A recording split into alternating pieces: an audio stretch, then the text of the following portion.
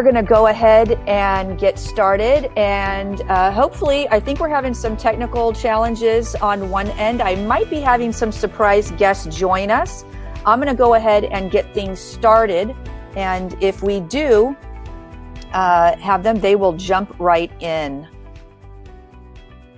So my name is Shell Brodnax. I am the CEO of the Real Estate Staging Association, and we are proud to bring you on a monthly basis our Newbie Q&A monthly webinar. This is where you get to ask the most pressing questions that you have. And I will read a question from the screen. I'm going to answer it. Sometimes the way I answer things might be a little shocking. It's not ever to insult anybody, but sometimes I might say things like Tony Robbins does. I'm actually a Tony Robbins certified coach, life coach. So I say things to kind of shock you, to get you to think about things, about why you word a question a certain way. So I will definitely point it out once a slide like that happens to come up. And then we also want feedback. So sometimes there might be a question that I might not understand. So I'm going to ask, if you post the question, if you want to clarify it in the chat box, that would be fantastic. And if not, that's okay as well. Then we can also take other questions as we go along, or at the end, if we have time, we will open it up for questions as well. So I do see one of my guest hosts is starting to log on. It's going to be a surprise, so we're going to give her a couple more seconds here. And I am not showing myself on video, but I will right now so everybody can see me. I'm down in the bottom right-hand corner. And if technology works, try to stretch it out as long as I can so we can get everybody online. If you can hear me, my guest hosts, make sure that you push those two blue buttons at the top of your screen, the microphone, and one also enables the video to be able to come on. And then you will also be added. Yay! We were waiting in the other room. We logged in and we're waiting and never had any thought. Maybe we should check our email and see if we're in the wrong place. Are we in the wrong room? I think you probably did use the test one from yesterday. Maybe. Okay. Maybe. So, yeah. Maybe. There we go. Common. Not a big deal, because I can yippity yap like the best of them. I'm stretching it out like bubblegum, lady. I'm so sorry. But we're here now. We're so excited to be with you guys. That is okay. I would tell you. These are my guest hosts, the beautiful Debbie Boggs and Julie Young from Staging Studio, our sweethearts from Texas. Oh, thank you. We are so excited to have you both here. You're both stunning as usual. I'm in my typical flannel because I live on a farm now, and I'm just going to be a farm girl in my redneck clothes because that's how I'm most comfortable. We are going to go ahead and get started. So again, what I'm going to do is I'm just going to turn the page here to the first question. I'll read it out loud. I might jump in first. One of you ladies might jump in first. We might chit chat about it. There's going to be some questions on here that I will probably default to either one of you. You know, those great questions about color, paint, all that great stuff that I don't have any thoughts on at all. I always make a joke to people. It's so funny. They say, Shell, how can you be involved in the staging industry and you're the CEO of this big trade association, but you're not a fan of the color and the artwork and the space and the furniture arrangement and the lighting and all that? And it's like, I always joke, nothing great can happen to your home if I come over to stage it.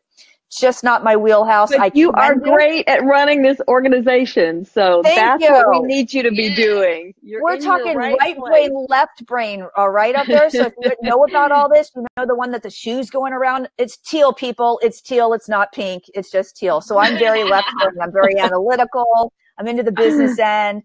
If you partnered with me in a business, I'd have you so busy on so many stagings, you would be dying for a vacation. But I'm not going to come out and help stage it. So let's get started. Are you ready? Yes. All right, let's make it work. So how does one charge for staging services, and is there a baseline from which to follow? What a fabulously loaded question this is. Okay.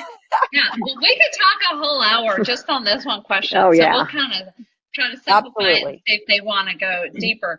But you want to make sure when you're charging for your staging services that you are covering your cost, and not just covering your cost, that you have built in a profit. Because if you do not have a profit and if you are not making money, you are not a business. You are a hobbyist. So you might want to think through that whole pricing structure when you begin. And there could be times as you're growing your business that you need to increase those prices due to your overhead and all of that increasing. So baseline, just a couple of simple tools that you could use. We like to charge because we are training providers as well as own our own home staging business. So we work with pricing every day, and you have to respond to the market that you're in. So I'm pulling this okay. closer to us because Anderson can't even see us. We're so tiny. So we're so far away. We're too far away. So can you see us closer now? Okay. So a couple of rules of thumb that you can use is you can take all of your pricing that for the furnishings, art and accessory, rugs, everything that's going into a home, and you can take that total fee. So I can do the math, say it's around, $10,000, then you can charge a 15%. And depending on your market, you can go slide a little up or slide a bit down, depending on where you're located and what your market will accept and what they will reject. We always recommend to all of our students, join your local RESA chapter. Absolutely. Because when you do that, you're really going to be learning a lot about pricing within your specific market. Because what we do here in Texas and New York, the pricing would be different. So you can use like the baseline rule of thumb that we discussed, and there's lots of other ways to do that as well. Mm-hmm. But then join your RESA chapter and start those discussions. I know a lot of chapters in town do an anonymous survey. Mm-hmm. And they talk through pricing, which is helpful for everybody within that market. Well, and in our local RESA group, we did it wasn't anonymous. We straight up filled out a sheet and shared with each other. And it was funny because I think most of us were kind of in the very close in the same ranges. But there were a couple who were charging way less, especially for like an occupied consultation. And the rest of the group was going, hey, why are you doing that? You could be making so much more and you're undercutting the rest of us. And so they changed their pricing. So being part of that RESA group is key. And also getting accredited training, because you're going to get all of that pricing information in your training. So hope that answers that question. Like Julie said, we could spend an hour on that one question. Yeah, absolutely. And what I always tell people is I find a lot of stagers, and I'm sure you do too, they say, oh, what's the secret sauce for the, figuring out, do you charge by the square foot? Do you this, that, and the other? And I say, who cares? None of that matters. It's all relative, right? So it's how you arrive at it. My bottom line is this. If you want to be at a 20% profit margin, take all your costs, add 20%. Really simple. That is very simple, but when we started 12 plus years ago, we sat down, thought, okay, we want to make this much money. Well, when we put our bids out there with a large price, because, we wanted to make a lot of money, of course, then the market will reject that. So you have to find your sweet spot. That's you really true. have to be educated on not just what you want to make, but what your market will accept. But what you do not want to do is work for free or even lose money. Yeah, we know of stagers who've been in business for years and years who aren't making money. This is true. And you can make a lot of money in this business, and you can grow a business, and you can be profitable. Absolutely. I've seen so many stagers. I mean, we know stagers now. Has this not changed over the last 17 years that I've been in the industry? We've seen stagers go from one person, the solopreneur, to where people own staging companies in 2 or 3 different states, 2 or 3 different locations in their states. They have 14,000 square foot warehouses, profit sharing for their employees. There's so many great ways that you can do it. So you can go super simple. I go super simple. Now, obviously, yes, you have to adjust to the market to see what it is that you can bear in that particular area. But what we definitely know, and what we're educating real estate agents on, especially in our class, Staging to Sell What Every Agent Should Know, is we teach them. I even spoke at the National Association of Realtors conference last month about this. And I'm telling real estate agents, look, if you're the typical person that's recommending their client, or you yourself go out and get that typical 3 bids, and if you look at that the lowest bid, and you're making the choice off being the low price leader, not the best decision to make. And we've told them you have to compare apples to apples. So now if you look at the highest one and the lowest one, and you look at their portfolios, and they're similar in everything it is that they're giving you, that's one thing to make a decision off of. But if you're basing on price just to get the lowest price, typically it's a red flag that somebody is operating as a hobbyist or is just really undereducated in their particular market. They're not going to last long doing that. Exactly. We always say you don't want to be the cheapest stager. Yep. You want to be the best stager, the one that's bringing the most value. And so at Staging Studio, which is our training company, that's one of the things that we really stress. We really try to teach you how to do that and how to find the sweet spot in your pricing. Yep, absolutely. And it's not just pricing, because we always say, like Debbie was saying, at Staging Studio, we want to be the best value. So what is that? You know, expand away from the price even. What can you do, and how can you upgrade your services for them to be able to be that best value? Like, you know, are you going to post on social media? That's one thing that we do for the homes with our staging company, is that our staging company, let me back up, is By Design Home Staging. So we're all talking about the same thing. And our trading company is Staging Studio. So with By Design, we are always trying to give the very best value. So we post on our social media to get more eyes on that property. The more eyes that are on the property, the more likely it is to sell.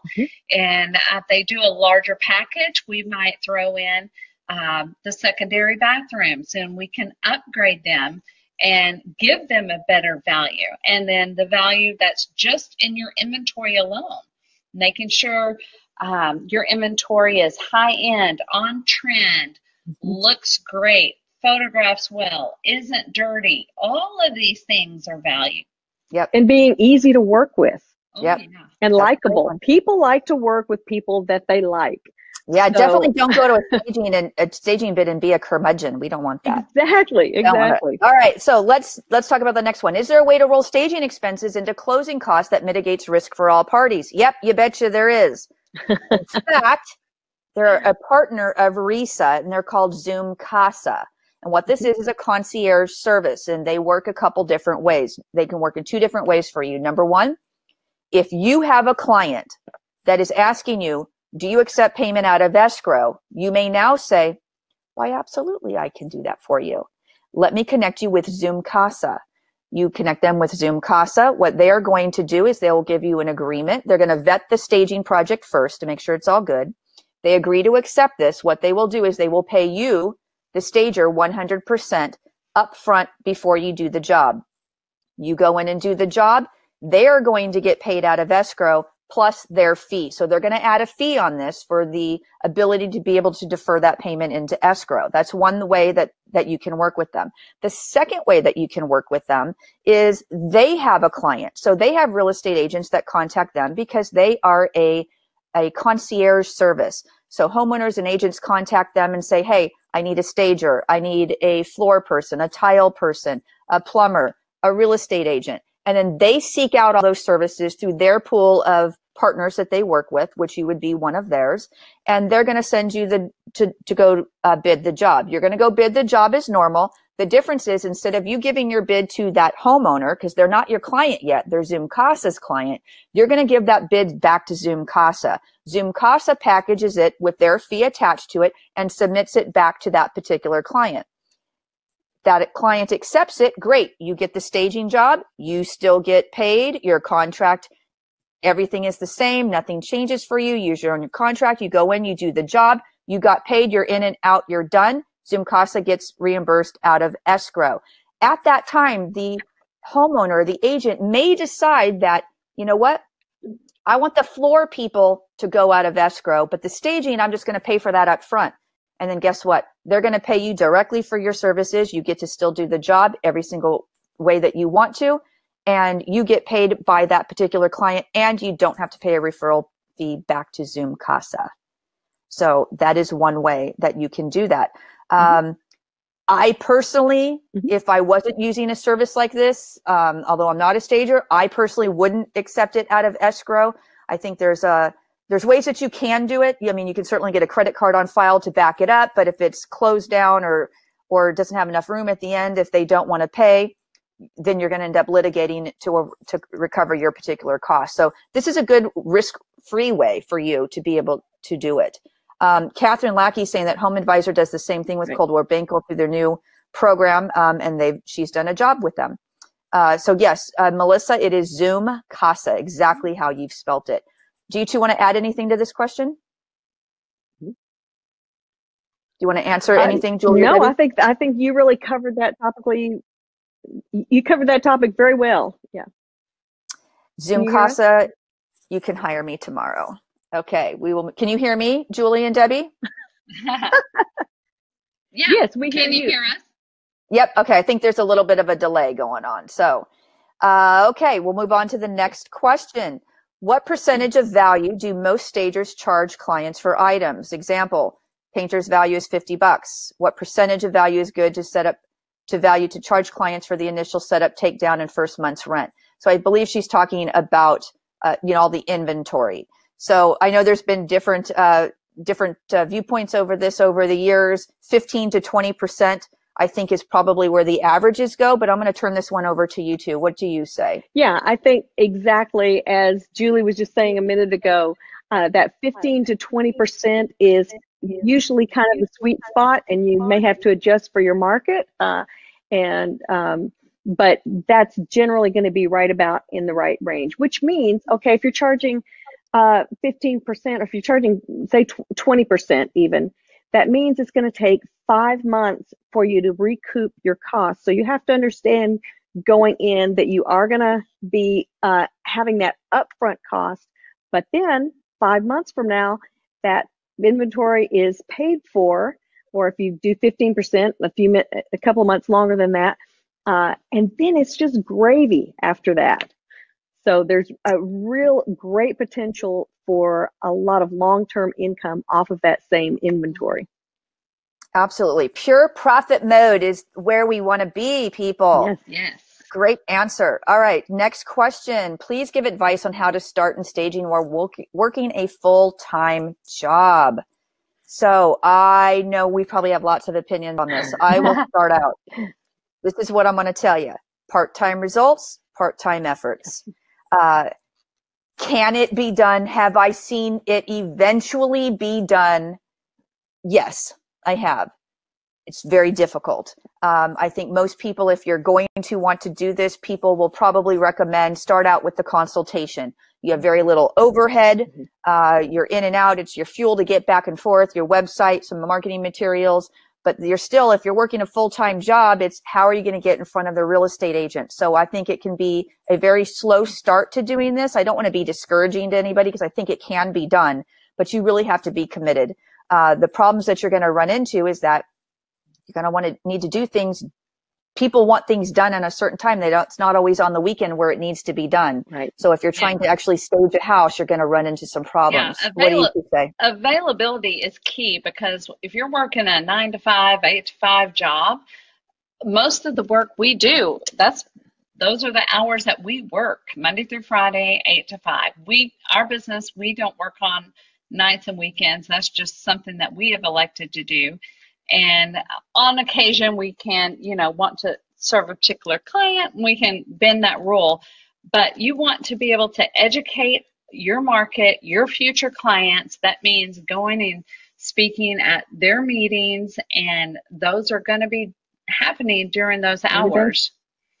And most clients don't really want you in their home in the evening or on the weekend anyway. I mean, occasionally you'll get requests for those, but you do really need to decide whether this is going to be a career path for you, and go all in. Now, you can get started, doing some of those consultations along the way. There are ways of building that as you go, especially if you have a very flexible job. Yes. Where you can take a day and go do a stage or whatever. But like Shell said, if you want full-time results, you're going to need to put in full-time effort. Yeah, absolutely. And then Catherine's asking on the side here in the chat, how do you recommend starting out of the gate? Gangbusters. She wants to go gangbusters, ladies, when you first have left your job to pursue the business. Man, we could talk about this for 16 hours. Gangbusters means you do everything, Catherine. So the first thing you need to do is get your education. Get educated. Let's say you have your education already. You got to get the great website. When I say great website, don't do it yourself unless you're a web designer. If you do, chances are you might come off looking like a hobbyist. If you want to know if you look like a hobbyist, tell me. I will tell you the truth. Your friends and family may not. I will. Because I want to help you, not because I want to insult you. I just want to help you. So you want to make sure you have all that stuff in line, that you're acting very, very professionally. Then you want to get out. You want to get out. You want to network. You need to network, A, with other stagers, B, with real estate agents. So join your local RESA chapter, join your local association of realtors, join Women's Council.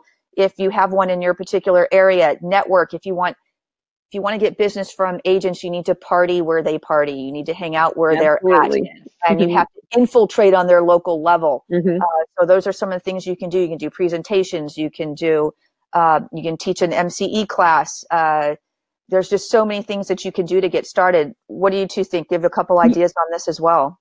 Yeah, absolutely. I mean, you know, the conventional marketing wisdom is that it takes about 7 touches with any client before they're actually going to hire you to do a job.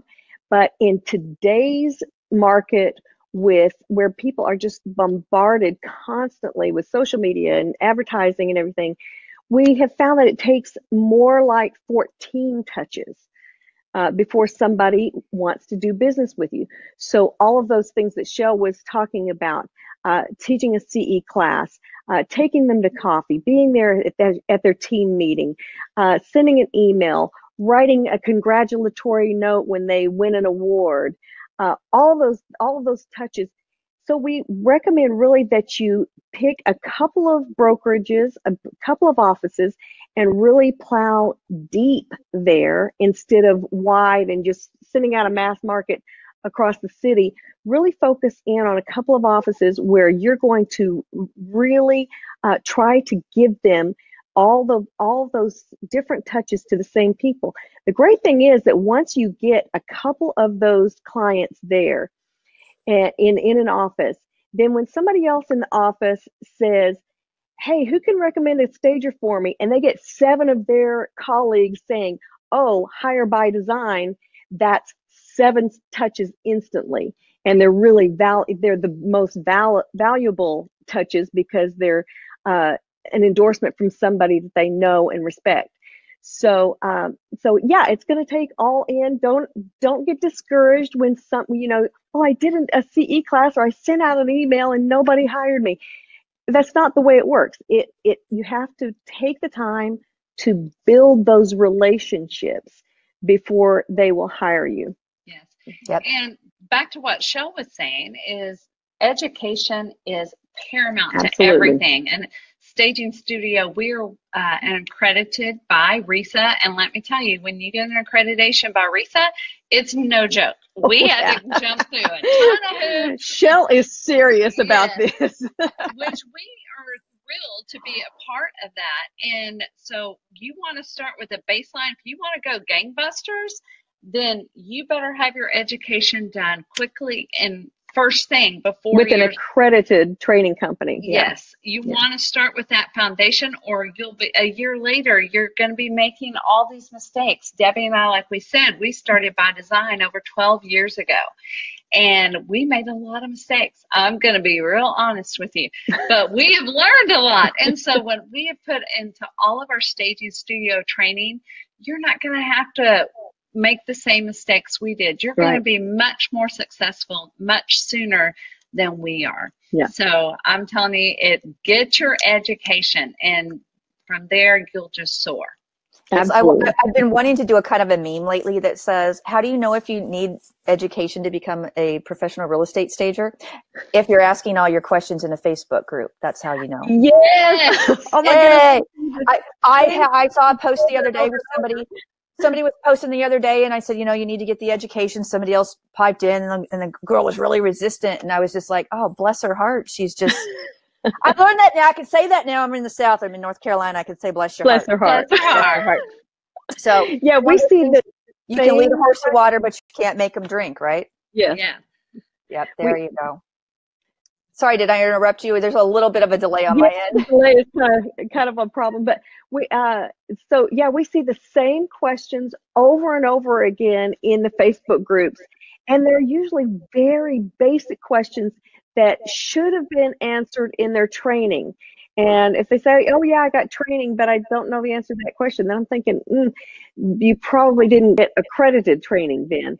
And so many of those questions about how to get started, what steps do I take, how do I do my pricing, all of those things get answered. There's so many things that when you're starting out, you don't even know what you don't know. You don't even know what questions to ask. Yes, and Absolutely. so you need that training to give you that foundation to really take off and go gangbusters from the start.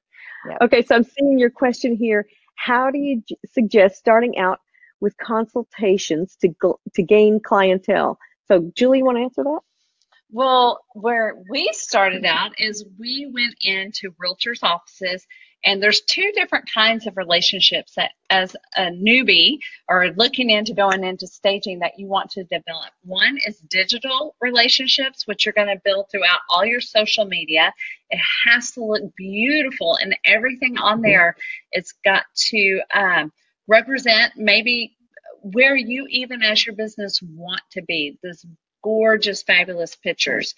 And two, then personal relationships that you're going to be developing with all the different realtors in town. And that means you're going to have to get out and beat the bushes. That means you're going to have to go make telephone calls, request to go speak at their team meetings. And you know what? Here's the secret. Do you know what all realtors love? Food.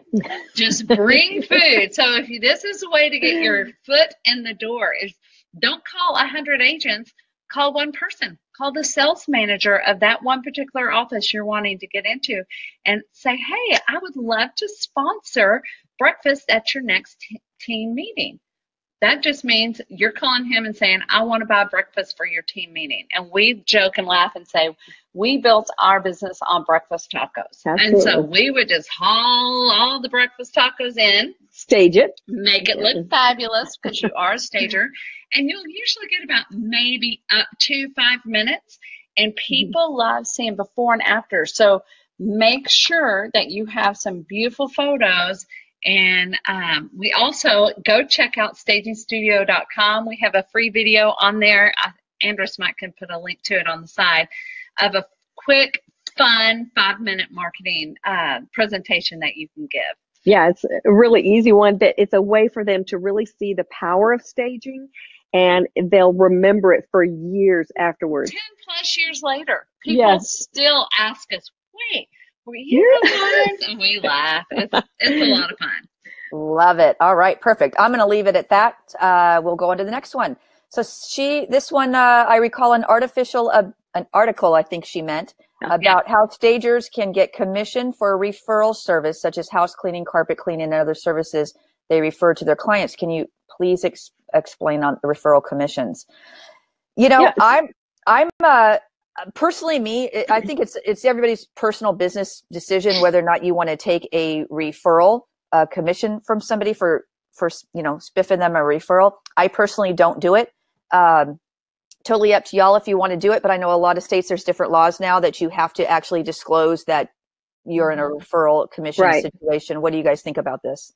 Right. So we have done that in the past, and we found that it just was complicated tracking it and everything. And we found it's better to have the kind of relationship with, hey, I'm going to send you clients, you send me clients. You know, we just have a lot of love and respect for the other trades that we work with, whether that's photographers or house painters or contractors. And so they're constantly recommending us and we're referring business to them.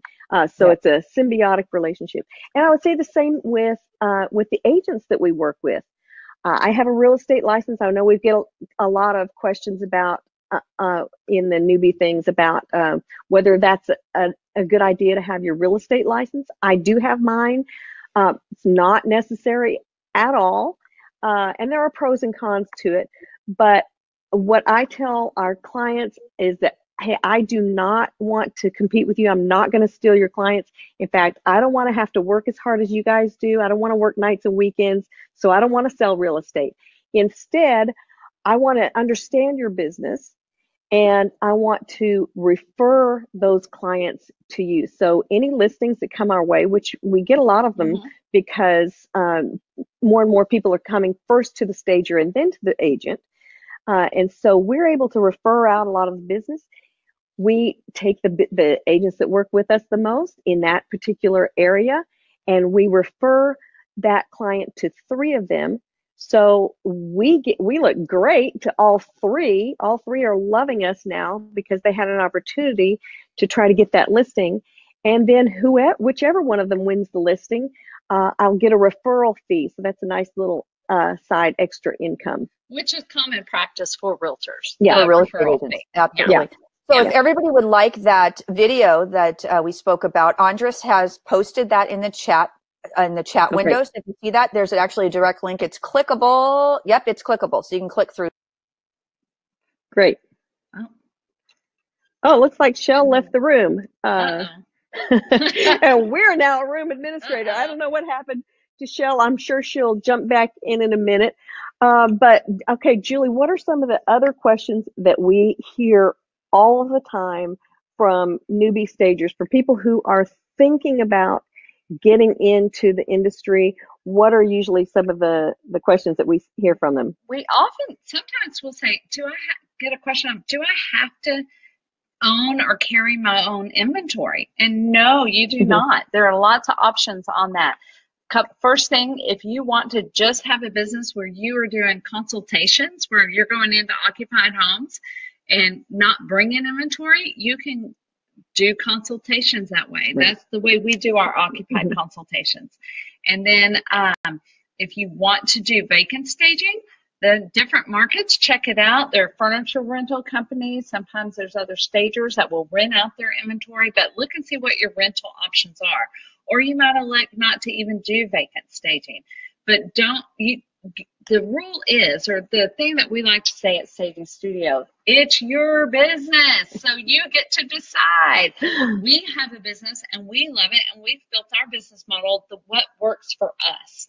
And we want anybody that comes to Staging Studio to be able to have your own dreams and have it fit your life, fit your family, and what will solve problems for you. So if you don't want to work nights and weekends, don't. If you do, then work nights and weekends. If you don't want to carry inventory, then don't. Then just do occupied stagings. And if you do want to do vacants, then do rentals. So there's so many ways, and just be flexible to what all you can do on that. Yeah, I'm going to see if I can see your comments here. So see if some other questions that have come in. Oh, Melissa Torres sent us kisses. Thank you. Thank you. Let's see. Any other questions you guys have, please put them in the comments here and we will answer some of those. We absolutely love working with new stagers. We love helping you guys get on the path to really making this a great career. And let me tell you, you can make great money at this. We have a multi-million-dollar business and we make healthy 6-figure incomes. So it is possible to do that. Now, it's not going to happen overnight. It does take work building it, but you can do that.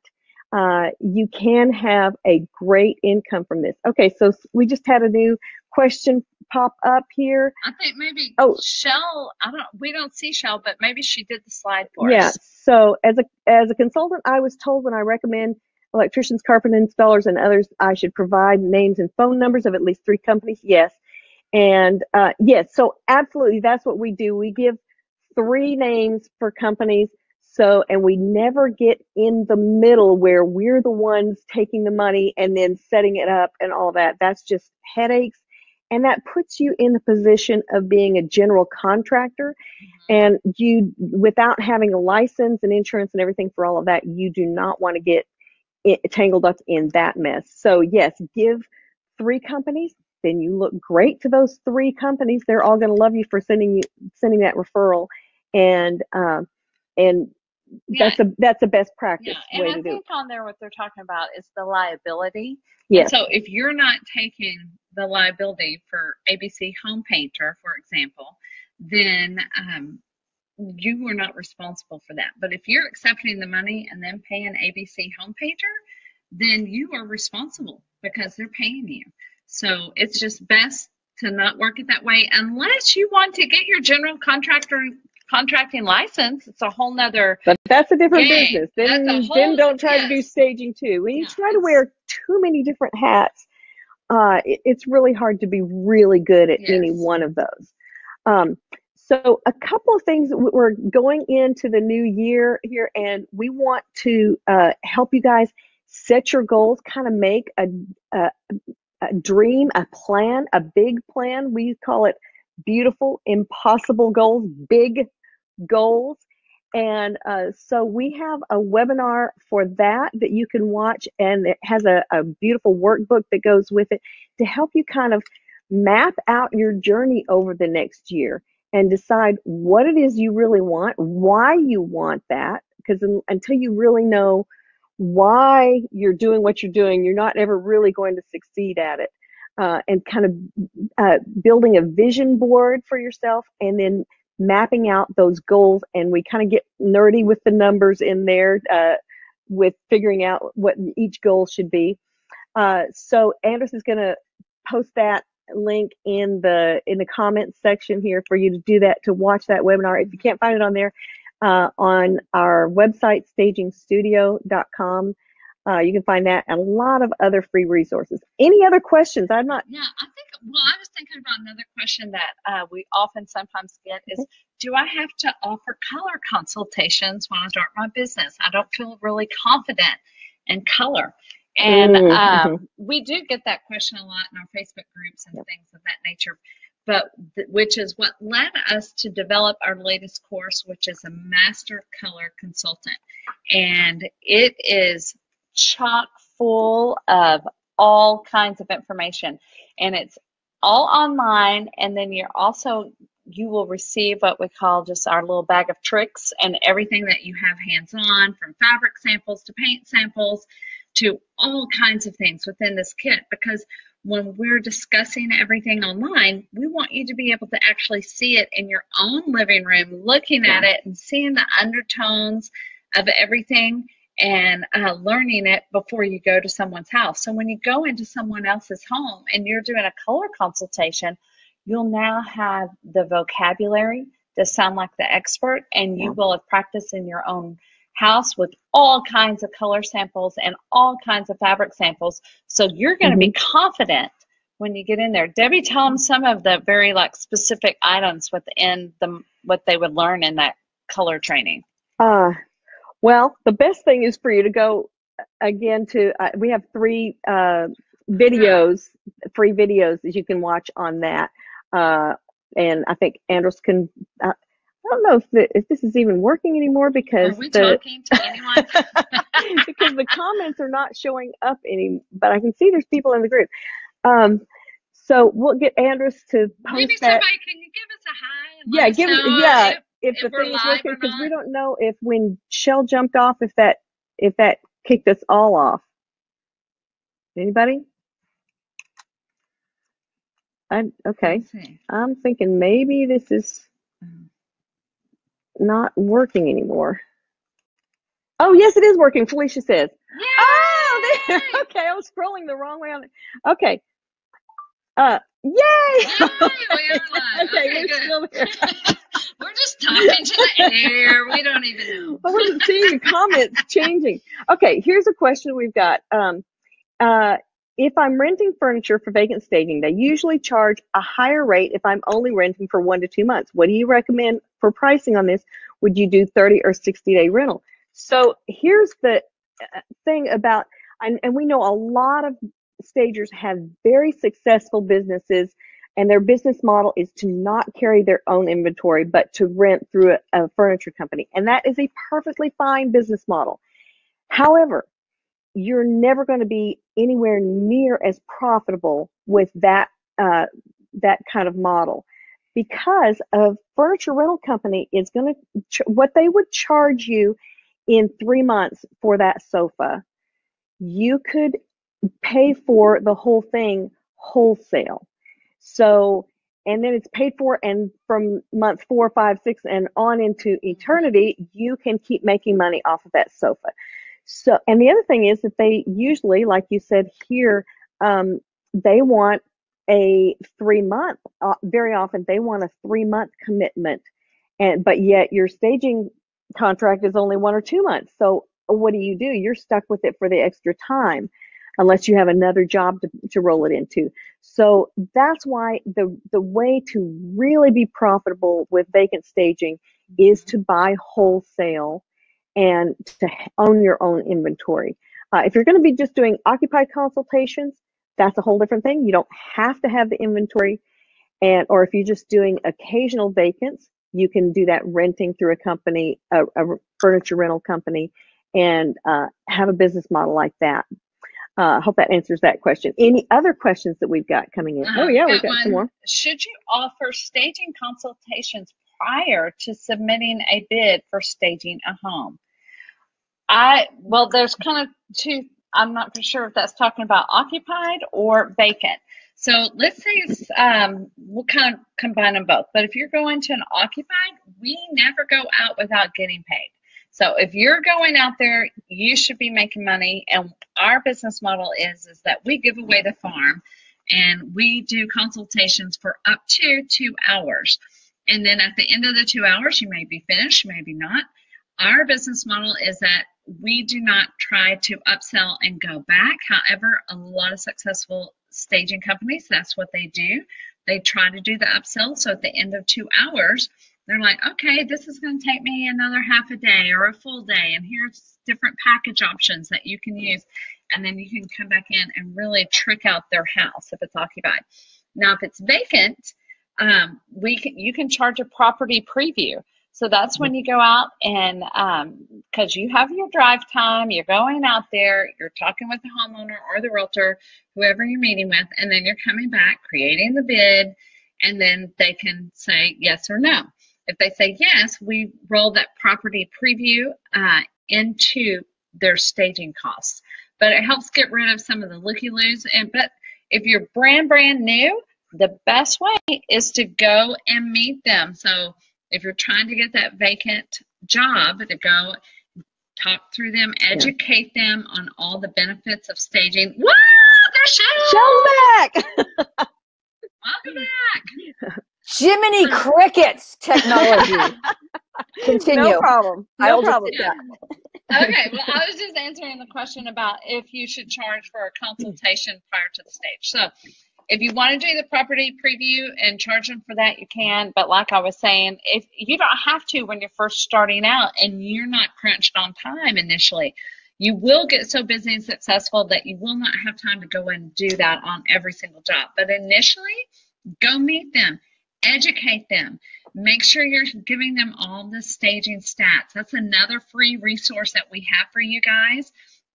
We have a staging statistics worksheet flyer that we have on our site. You can download it and print it out and use it and give it to everybody you know. We don't care. But it has so much valuable information on there, and go learn several key stats that you're always talking about. And one of the many stats I talk about often is that 70% of expired listings are vacant homes. So when you're talking to realtors, they don't want an expired listing. So you need to talk through what is their pain point and how you're going to solve that problem for them. So explain to them, if you take on this vacant listing, 70% chance it's going to be expired. So you want to help them get the shortest days on market and have it sell quickly. So you want to make sure that that home is staged, because they don't want that within their own personal stats of listings. Right. So having some of those statistics right at the tip of your tongue, yes, and responses to objections, having those ready to just spit out, so you don't have to kind of hem and haw. But when they say, well, how much does it cost to stage? Your first answer is, it is way less expensive and way more effective than your first price reduction. So sentences like that should just be ready, just flow out of you. Just practice saying that over and over again. Practice your little elevator pitch over and over again, where if you just got a couple of minutes, you know exactly what you're going to say in that time. So somebody had a question here. I live in a small town and it's a seller's market. The houses are really turning over quickly. So the thing is all about education, letting your clients understand the benefits of staging. Maybe they're turning over fast without staging, but maybe they're not selling for as much. You see, no matter what the market is doing, there's going to be a range of appropriate pricing for that particular home. Maybe it's $400,000 to $450,000 for that home, whatever it is. Well, a staged home is always going to rise to the top of that range. So would they rather get $400,000 really quick, or would they rather get $450,000 really quick? You know, and that difference is going to be way more.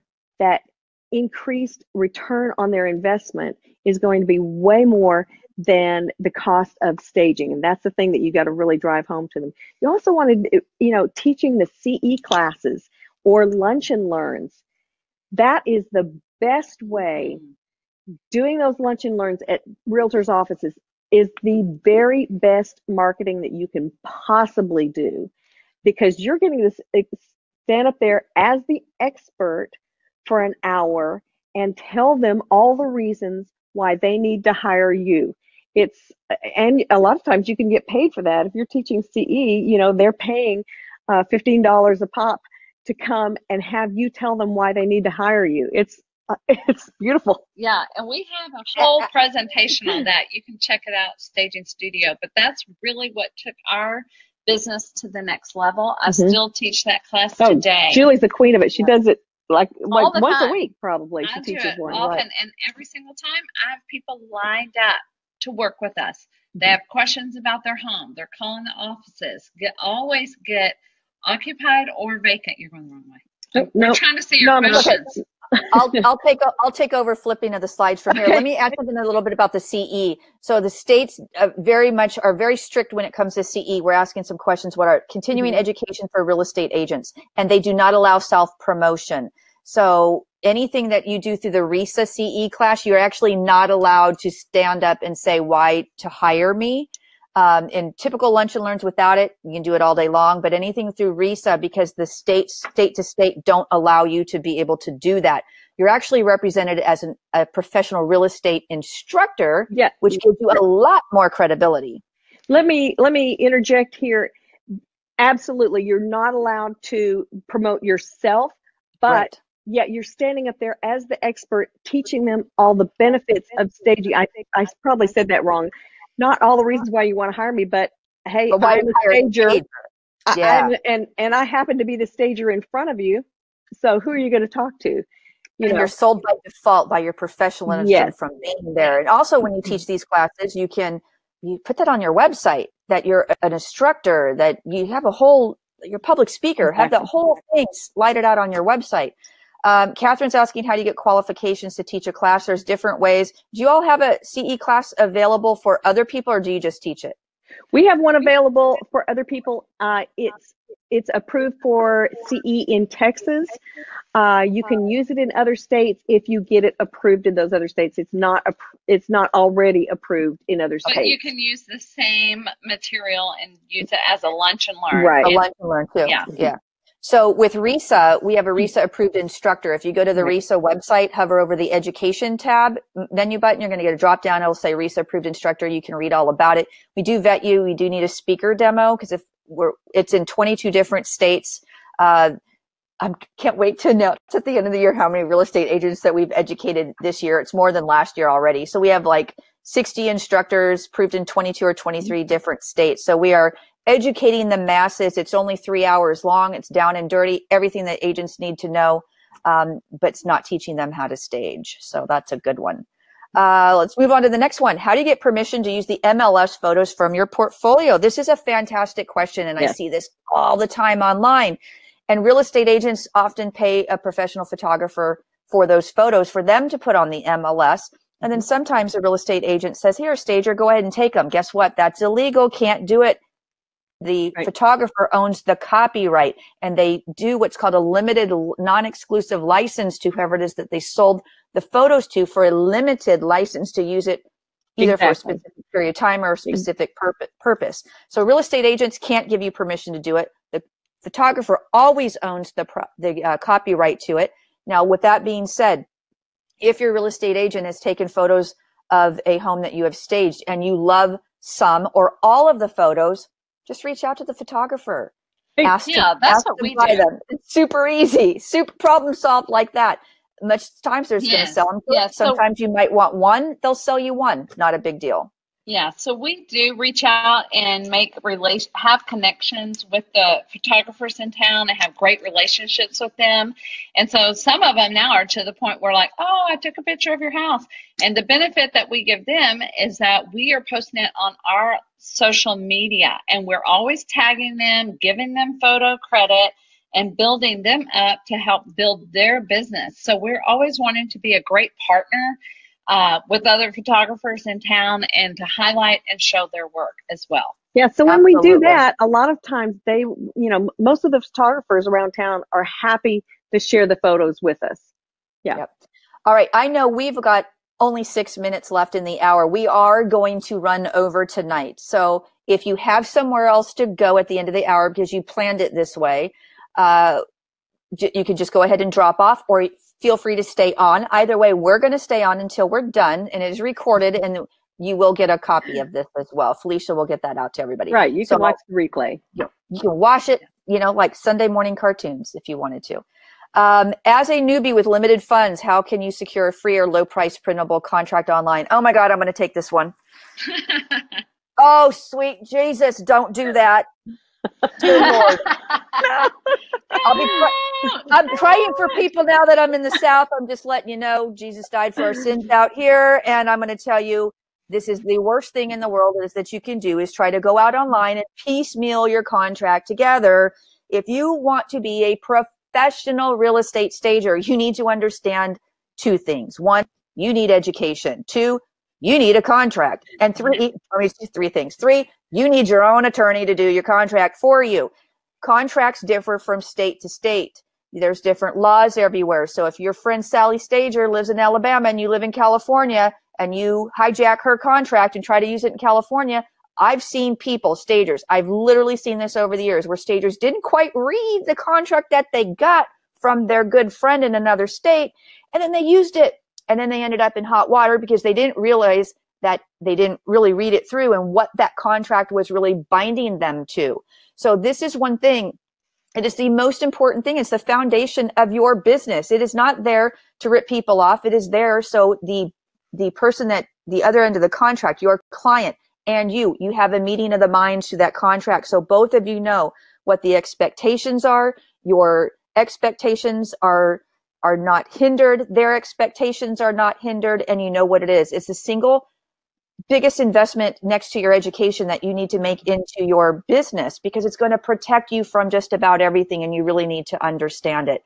Quick story. I just moved to North Carolina and I've started a boarding stables. Anybody that knows me, I am all about the sisterhood of women. I think women should lift each other up. I don't think we should be catty or nasty towards each other. Even competitors, I think you should be there to support each other.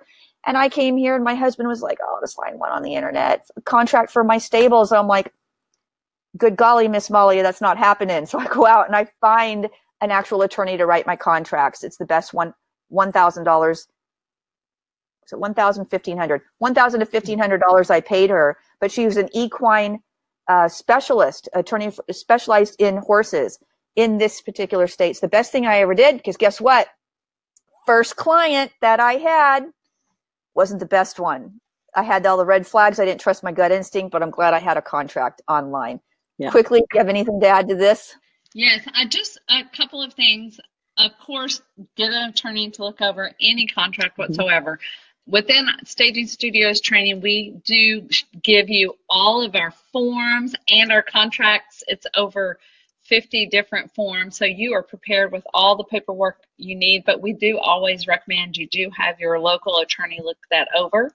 And just a little thing that we do on our contracts, of course they have to sign the bottom and all of that, but throughout the contract, we have them initial certain things, because guess what?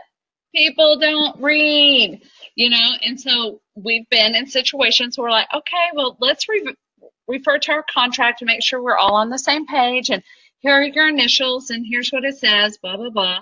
And then they're like, oh, okay, and then you're good. And then they know if it's on them if they didn't understand it. We try to verbally set expectations. We have it in writing. We try to verbally set the expectations again and over. So, but you have to have it in writing. Verbally, it's not going to get you anywhere. Right. And you do need an attorney to look at that. But I will say too, your attorney doesn't know all of the eventualities, all of the things that you're going to face in your staging business, which is why you need the contract that comes with your training, because it's going to show you the clauses that you really need to have in there. For example, a fee if the home is not ready, and that means the utilities on. I can't tell you how many times we have sweated through. No air conditioning in South Texas. You know, or had to pee in a can outside. You know, things like that. Having all contractors finished, so there's not construction dust and paint drips on your furniture. You know, just a lot of those clauses that you need to know that you don't even know until that situation arises, and then it's too late. So that's why we include all of the forms, contracts, checklists, and everything in the training that we provide. That's right. You get more bang for your buck with the Staging Studio. Yeah. Okay. So what's a typical profit margin on staging jobs? The typical range this is going to be a simple question. 20 to 30% is where you want to be, but you need to, again, know where your market will bear. And you may not start out that way. You may start out a little bit less than that. You can always make it in goals and, you know, goal yourself up the line. Quickly, do you have anything to add to that? Yeah, what you're going to see initially when you are making your investment, you are typically going to go underwater just a little bit, because you're putting money into your business before it's all rented out and getting a return on that. So you're going to go underwater, and then you're going to start heading back up the profit margin line once that furniture is paid off. And then once it's paid off, you're going to see a sharp incline, and that is where your money really starts rolling in, and it's like having residual income. So that sofa that you bought 3 years ago, 2 years ago, 1 year ago, if it's still in good shape and it hasn't been retired, that sofa's been paid off for, you know, the first, say, 5 to 6 months. And then the next 6 months, if it's a year later, it's just gravy. And that is where your profit comes in. So your profit margins initially will be lower, and you might be underwater, but once it gets started paying off, you'll really shoot up. And then it just becomes a cycle, because it's not like you're constantly buying as you're growing. And so it does have some steps and waves within there. Yeah. But we do enjoy it after our owner salaries and all of our other expenses and everything. And after giving 10% of every Staging Studio fee goes to our give back program, so it goes to charity. But even after all of that, we have about a 35% profit. So that's awesome. You know, but part of that again goes back to training, so that you get those things in place and do it right, and not make those expensive mistakes that are going to really cut your profits. Yep, absolutely. All right, here, next question. What's the most overlooked or forgotten issue or area that most stagers miss? Turn that one over to y'all. Okay, so I don't know if you're talking about area of the home or area of training. I mean, I think the biggest thing is training is the thing that a lot of people try to skip that. I think that's the issue, but let's say area. What about areas of the home? I think once you get trained, you know that answer. So, well, it's funny because every year the National Association of Realtors, they survey realtors about what are the most important areas, the key areas of the home to stage. And they always start with the living room, and it's usually living and dining and then master. We actually believe that the most important area of the home to be staged is the entry area. Because a lot of, if you, and we have builders that will try to skimp on that. Well, they don't want to pay for the entry area. And we're like, are you kidding me? So that entry area, the very first thing, because a lot of times you only have 6 seconds a lot of times with buyers, and they may just open the door, not even step inside. And if they don't like what they see, shut it and move on. They've got a lot of houses to see. They don't have much time, so they're making decisions quickly.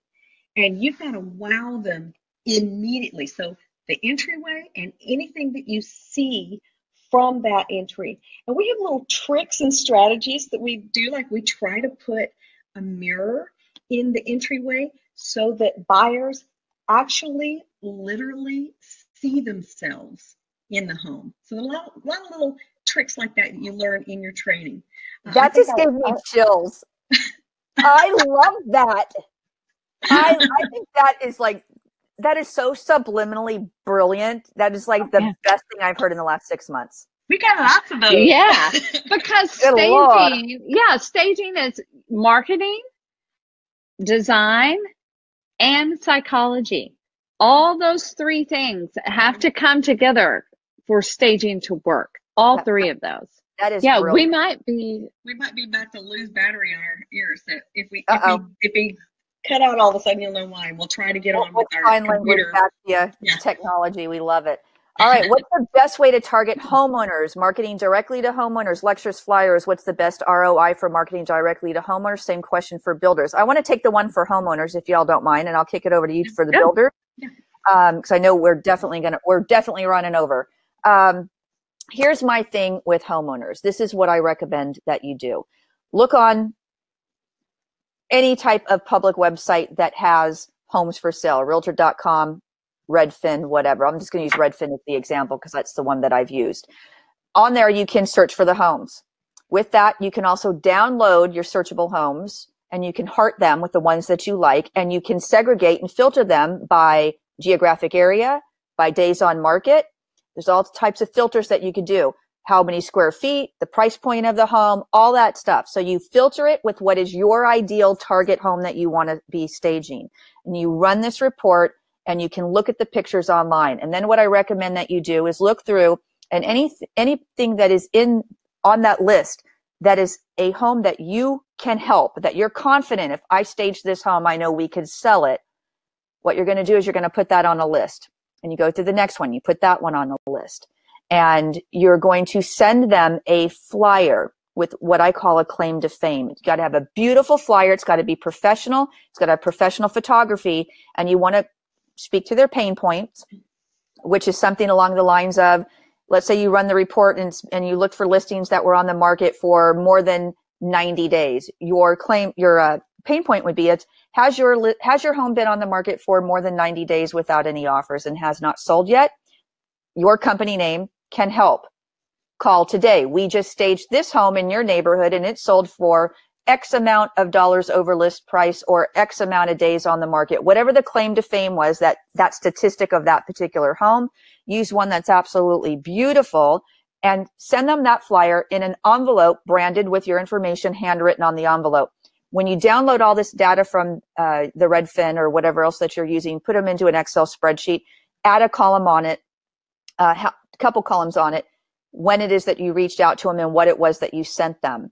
And you put the date in there. And then in 2 weeks, check it again. If it hasn't sold, send another one. But the second one that you send, you can either send a similar one with a different home on it, or if you're teaching classes like a CE class, or you want to do a homeowner workshop, then you send them a flyer saying, would you like to know more about staging? Come to the homeowner workshop. Has your home been on the market for more than 120 days? And you move them through this process and send them as many that are on there if you want to, because it's 55 cents to send a letter at this point in the printing for your flyer.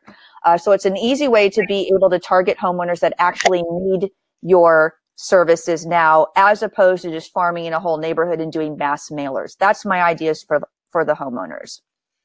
Yeah, just a takeoff on that is that you can send them a flyer just as long as you're communicating with them. But we have you can make it on Canva, whatever you're using for any kind of graphic, and that we have emails that are beautifully done digitally, and we send them out via email. And if you have an email, if you have the email address, but oftentimes we see it on social media. So we can direct message them through social media via that graphic. So I think the biggest way to reach homeowners would be through social media. Mm-hmm. But I really don't recommend that being your main target, because with each homeowner, you've got to sell each one of them all over again. It's a new client every time. Whereas if you're working with agents or with builders, once you get a loyal client there, it's repeat business. They're going to keep referring you over and over again. They're going to keep using you over and over again. So you get way more bang for your buck putting your marketing efforts directly to agents, especially through CE classes, and builders and investors. Because people who are flipping houses, you know, they can do 10 to 12 a year. Well, there's 10 to 12 jobs a year if you're their preferred stager. So look through, we always like to say work smarter, not harder, and find out how one piece of effort can get you repeat business. Multiplying those efforts. Yep. See, the reason why I love things like this is you get, you know, different opinions on things. Because for me, when I look at this, and I'm just going to very respectfully have the difference of opinions. We're still going to be friends afterwards, ladies, because this is what the sisterhood's all about. We can do this for our audience. I don't want anybody on the webinar saying, "Oh my God, they're disagreeing with each other. What's happening?" Listen, when I look at a homeowner and it's been on the market for 120 days, they're hungry. They want the house sold. They're ready, and quite honestly, they may have a real estate agent that may not be educated on staging. So if they're hungry and they've got somebody pitching to them and they open their envelope and they're like, whoa, wait a minute. What is this here? I've been on the market for more than 120 days. Well, look at that house. It's around the corner. Look what that sold for. Why is mine sitting? Oh, it's vacant. It's super lived in, whatever it may be. They're kind of hungry. So yeah, you definitely have to pitch them individually, but sometimes the hungriness eases that pain and kind of moves them along the way. So and we do agree with what you're saying, and that is something that we do that tactic as well. So you have to hit all fronts as you're growing your business.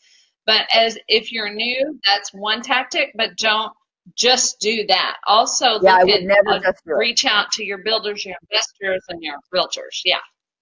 The other thing that I find too with about builders, because half of our business, I'm sorry? No, go ahead. Did you? About half of our business is with builders that have, it's repeat business. They do a lot. We stage one home and it sells. It moves to the next. Moving across the street to the other house. So I talk about how we get that business. Yeah, I work a lot with builders, and probably the primary way that we get in touch with our builders initially was through our CE classes. So we don't just offer CE to realtors. I partner all the time with mortgage companies, title companies, various vendors that realtors would use, because they're always looking for a way to give their clients, which are realtors, value. So they call me, we set something up, and oftentimes they partner with a builder and we'll go teach in their model. And so that's one avenue. You can even, that's that best avenue, honestly, because you're educating them and they're seeing your work and the photos from that, and it really hits a lot of pain points for them. Then you can also get out trying to get in touch with builders, call on their sales offices, all the model homes that are out there, because they might not be the decision maker, but they will drive the train of requesting staging, because the people who might be, it's usually VP of sales or marketing within the company who will make the staging decision, and you may not have access to them. But if you get access into the sales clients, they'll start requesting that. And then you can even offer to teach CE for that sales client, because you're solving a problem for them. Get realtors in to see their model home, to see their inventory homes. And if we stage an inventory home, I'm doing this next week. We staged for a brand new builder, one of their inventory homes. So I'm teaching CE in that home. So that's back to being part of the best value. We're not charging them to teach the CE class, but they are sponsoring it. They're doing the food, and they'll probably bring in a mortgage company or something like that. So it's all these symbiotic relationships and how you're giving business and value back to them. Absolutely. I love it all. Thank you for the shout out, and for glad you enjoyed the course, and glad that was helpful for you. And thank you for giving us that endorsement there in the comments. If anybody's kind of listening just on audio and not watching the chat, Heidi from Minnesota has said that she took the staging studio training last May before her business launch. Best investment ever. You two are so helpful. She feels so prepared and educated compared to other newbies she has talked to. Thank you to Staging Studio. She loves you both. So thank you. We love all our students. Yeah, I wanted to read that to everybody just in case people weren't on the chat. Okay, so here's a question. There's so many ways here to, the question is, what's the best way to approach realtors to start building a relationship? Let me tell you one thing. There's many ways to do it, and I don't know that one is necessarily the best over another. I would try many different things, but again, you just need to hang out where they hang out. The one thing that I stress to people is do not shove yourselves down people's throats. It's kind of like, you know, when you're dating, and everybody knows that guy who does not pay attention to you. What happens? You want him like you never wanted anything in your life. Like you can't live without him. Same thing when you're breaking up with someone. If you ignore them, guess what? The boy's coming back to you. So be nonchalant. Don't shove yourself down people's throats because you seem rather thirsty. I think that's what the millennials are calling it today. You seem a little desperate. Yeah, it's like going on the first date and asking somebody, do you want to get married? Right. So my thing is, my biggest advice to stagers starting out is just be genuine, be authentic, be who you are, connect with people on a human level. They want to do business with you. Yes, we're going to use some cliches because they like you and because they trust you. But, you know, if you're going to some networking events, I see a lot of people making a big mistake or saying, I'm going to go to a networking event. I'm going to hand out 50 business cards to real estate agents. And I'm like, oh, you're wasting 50 business cards. Those cost money. A lot of times they just go home and they throw them away. Make every connection meaningful because you don't need 50 real estate agents as clients. You need a smaller group of very loyal clients that are going to give you repeat business. Yeah. I had one stager tell me one year that she had like 80 new clients in 1 year that were all real estate agents. And I was, and she didn't realize why. I went, and then I told her and she was like, oh, duh, because not one of them called her back for a second staging.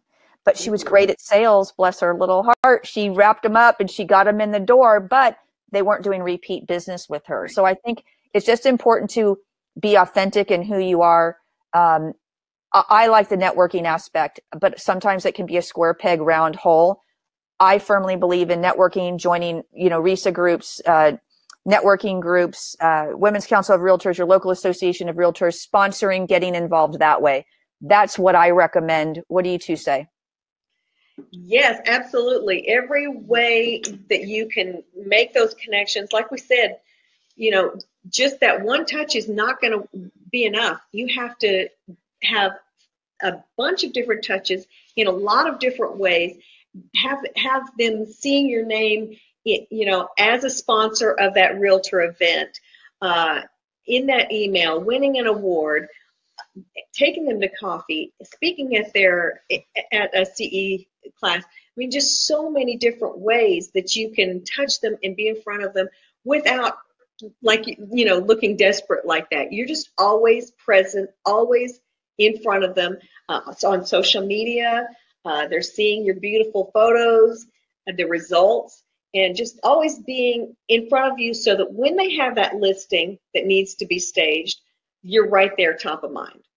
Yeah. Absolutely. And the best I love way that. to get the second job is get results on the first job. That's what they want. Okay, so we're going to move through. I'm going to probably move through really quickly on these last slides because I did not realize I'm still used to it getting dark at this time, and I've got 3 horses outside that I'm not going to be able to see pretty soon. I have to feed them. What are the essentials that our beginner needs? Right. So, it's kind of overwhelming when you're getting started. Like, where do you even begin? Do I need a tax ID number? Do I need to set up a bank account? What are those steps? And so we put together a little quick checklist for you that tells you exactly the steps that you go through to get your business up and running. And Andres, if you will put a link to that, it's a free checklist that we created for you. So you know exactly what to do. Because we didn't know when we started. We had to kind of figure it out, and then, which step comes first, because you have to get your bank account, you have to have your employee ID number, and to get that, you have to have a DBA, and to get that, where do you go? So all those little steps. So, but getting those in line, we've got that for you already figured out. But the first thing on the list is getting training, because that's going to answer a lot of those things. Of course, the essentials that you need, of course, you need a website, you need business cards, you need training, you need insurance. Those are some of the basics. What else? I think all those will be answered within the training. Yeah. There's a mountain of information. Yeah. All right. So we posted the link. Let's move on. Horses. Yeah. We posted the link. We're going to move on to the next one. We're getting down and dirty now, people. So is it recommended to have a wide angle lens for final photos? That's really a loaded question because some of the wide angle lenses make it look like that fishbowl. I'm totally a proponent of learning new skills and taking a photography class. Let me show you a little skill here then. If you're we really recommend getting professional photos, absolutely. But if you're taking those yourself, and the new iPhones, they're awesome. They're amazing. They have the wide angle lens on the phone, or if you're using a regular camera with that wide angle lens. The secret to not getting the weird angles is to have whether it's your phone or a camera, have it level, have it absolutely perpendicular to the floor. If it's tipped forward, which kind of is our tendency to kind of take it like this, that's going to be where you get the wonky walls.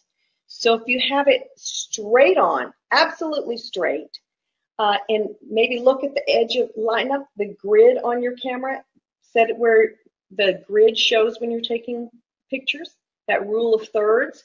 And then where you line up that grid with whatever architectural features are in the room, like the windows or the doors or the walls, so they're absolutely straight this way. It may mean that you need to crouch down a little bit to actually get the best photo, but don't tip the camera like that. That will make a huge difference in your photos. Absolutely love that. Okay, how and when do you ask for payment? At the time of contract, before you leave your home? It's super simple. Yeah, we don't put any jobs, any vacant staging job on our calendar until we've already received payment. They don't even go on the calendar.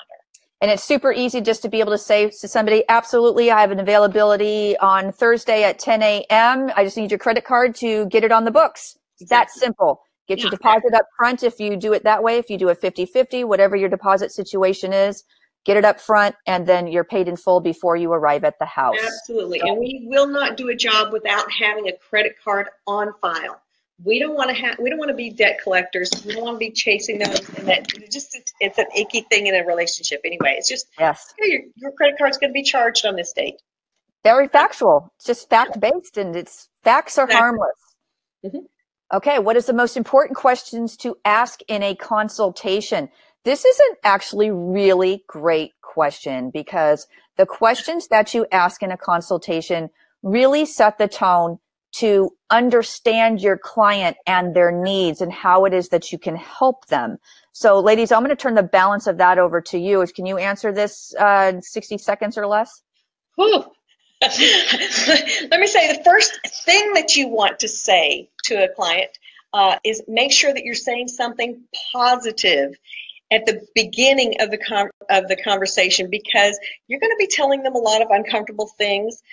So make sure that you kick off the conversation with something positive about their neighborhood, about their paint color choice, whatever, something positive. Yeah, we always say you want to win them over, because if you don't win them over, they're not going to do anything you tell them to do.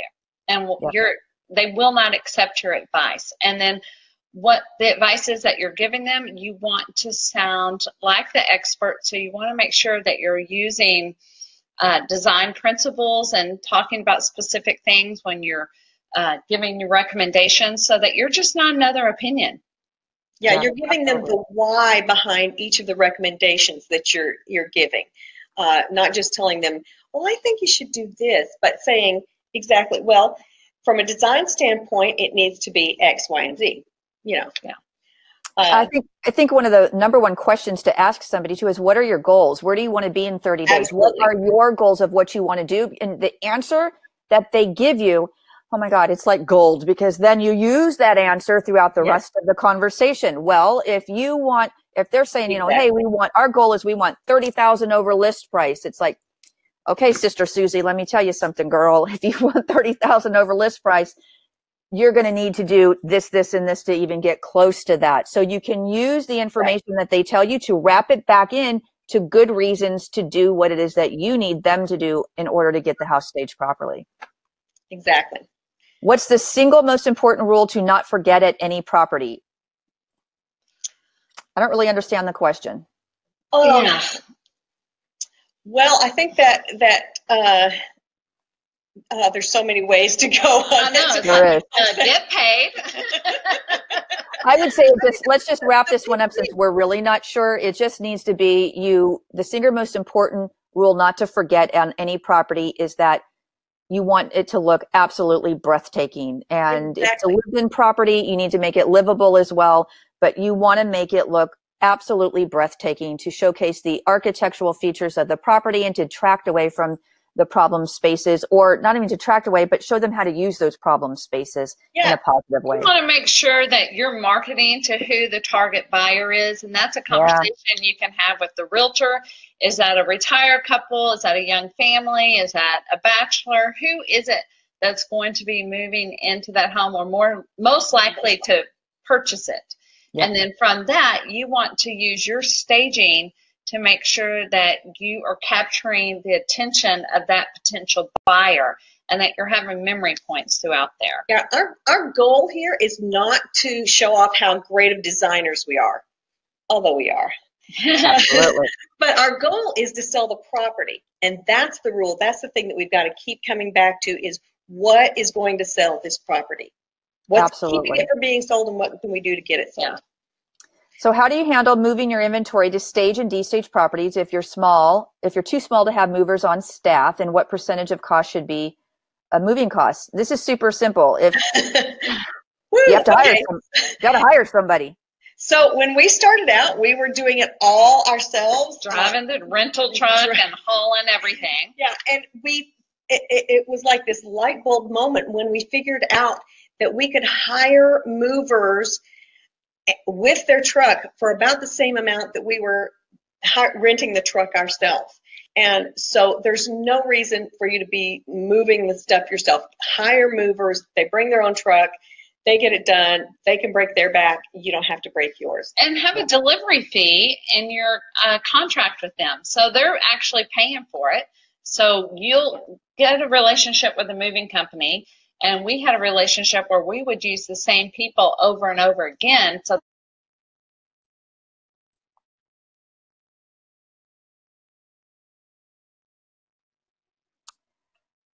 Okay, I can't hear either one of you. Can you hear me still?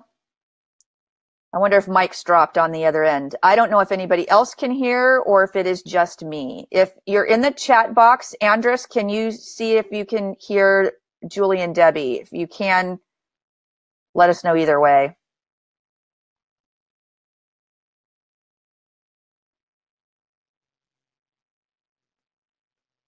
Can't tell if it's a problem on my end. They can't hear them either. Okay, I'm going to let them work on that on their end, and I'm going to keep moving through. If they're able to jump back in, that's fantastic. Okay, so next question is, I'm just starting out from coming from a completely different light of work. How do you establish credibility? Well, so it's your passion. You need to be authentic with what your communications are and speak from passion, from what it is that you're doing. That's really what sells. There's that the saying, passion sells.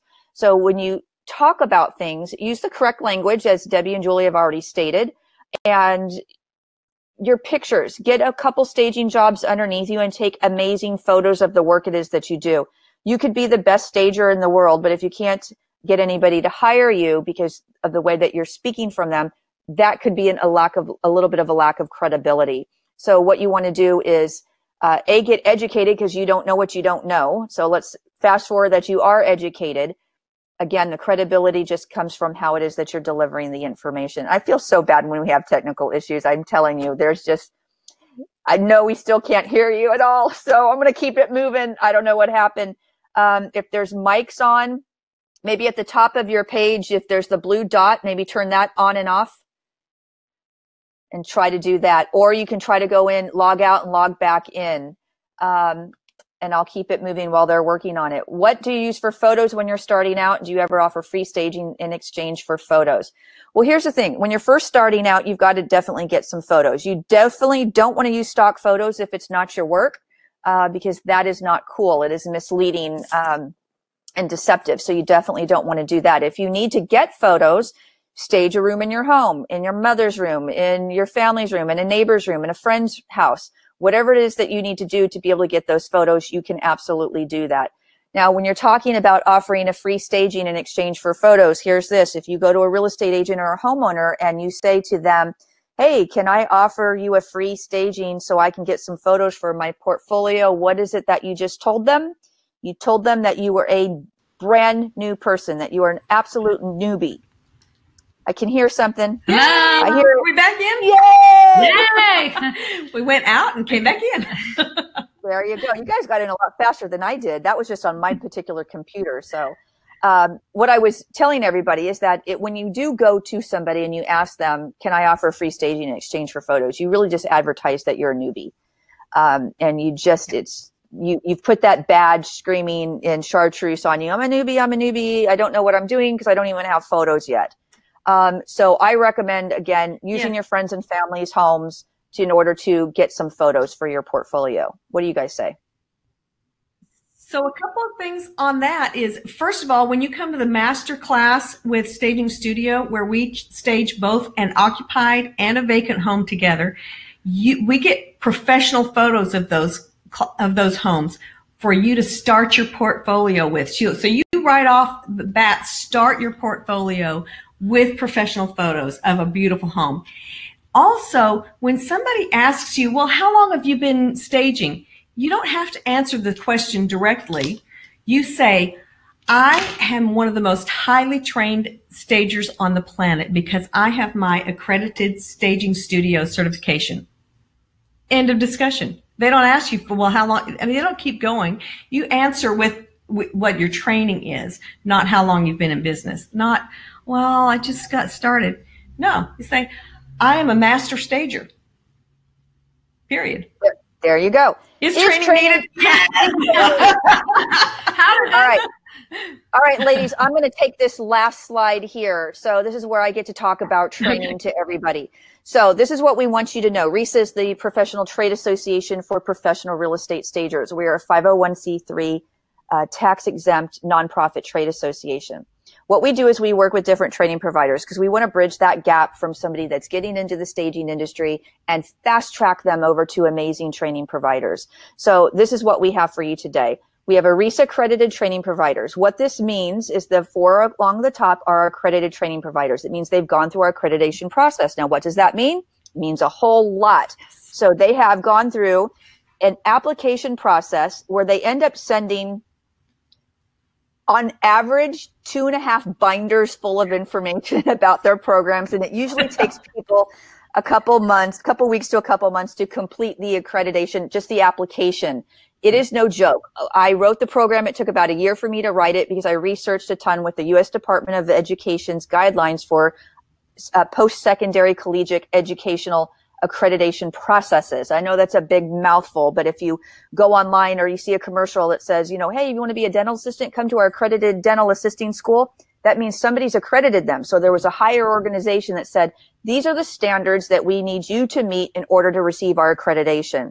And that is what Staging Studio has done with us. So we have reviewed their books, their manuals, their policies, their procedures, their fiscal soundness, because I want to make sure that if they have a staging project going on or a staging class going on, if they advertise it, that they're actually going to show up when they tell you that they're going to be there. They're not going to file bankruptcy and be out the door. Yes, we've seen it. That's why this accreditation program was created, because the consumer has a right to know that an accreditation logo actually means that they were reviewed by an independent third-party agency such as RESA. So we've reviewed all of their policies, procedures, their fiscal soundness, even things as simple as refund policies, their emails to make sure there's consistent messaging, to make sure that everything is very crystal clear so what you see is what you get. It is super important that you research all of your training providers. I also want to mention the affiliate training providers.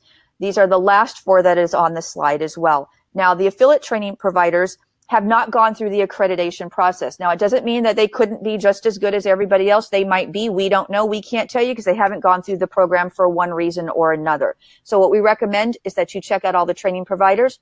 Look at them on the RESA websites. You can reach through them. You can actually reach Staging Studio directly by going to their website, which is stagingstudio.com. Thank you very much.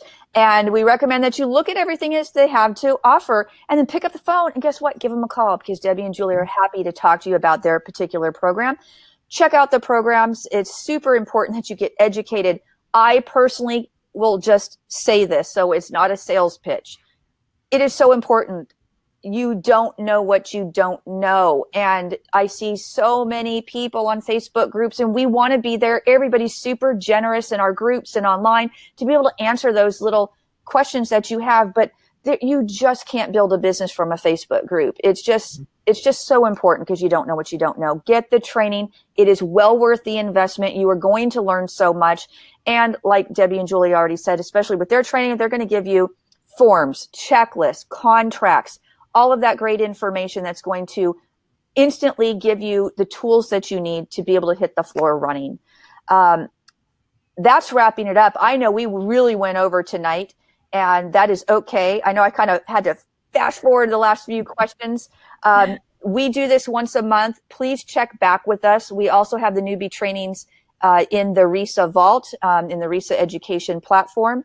We are happy to send out a recording of this to everybody as well. And we are also going to send out some specific information about Staging Studio. Andres has posted a few things in the chat box, but we are going to have Felicia also email things out to everybody as well, so you can get some information directly about that particular program. And we hope that you check them out. I think it's a great program. Obviously, we've accredited them. You've even had some firsthand testimonials here today in the chat box. So we thank everybody for that. Debbie and Julie, it is always a pleasure. Oh, we had so much fun. We enjoyed it so much. I just want to say shout out and thank you for everybody who joined us today. I know your time is precious and we feel honored that you were here. And thank you to RESA. This industry would not be what it is at all without RESA. So thank you, Shell, and thank you, RESA and Felicia and all of the others that work so hard to make that happen. Absolutely. Thank you, ladies, for joining us. Thank you all for spending your evening with us tonight. And until next time, happy staging, everybody. Thank you again, Debbie and Julie.